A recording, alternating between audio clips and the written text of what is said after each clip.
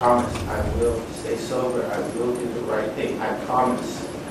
That was a last-ditch plea for mercy from a man who drove under the influence of heroin with his young daughter in the car. But Jared Ferryman is going to stay in jail tonight. And 10 News reporter Steve Fiorina was at today's sentencing in Chula Vista. And Steve, you say the judge lectured him. She certainly did, Steve. She scolded him here in open court, saying, it's up to you, basically. You can have a good life with your daughter and your family, or go back to drugs and back into custody.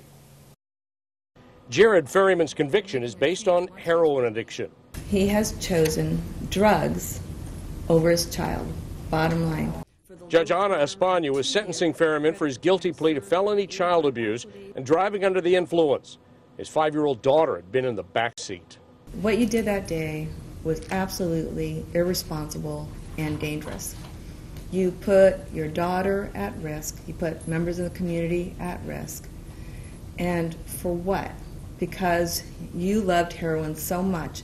A 10 News virtual view shows how witnesses describe Ferryman's driving that night last April when he weaved between lanes on the wrong side of L Street in Chula Vista.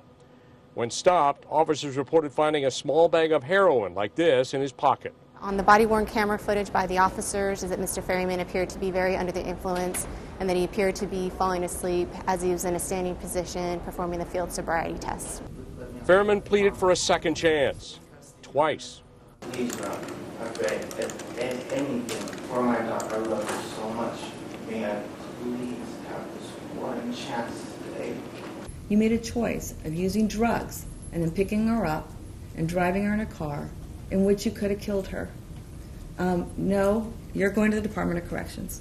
Judge Espana sentenced Ferryman to 2 years, but granted him permission to have contact with his daughter, which had been banned before. He may call or write her, and she may visit him at the jail.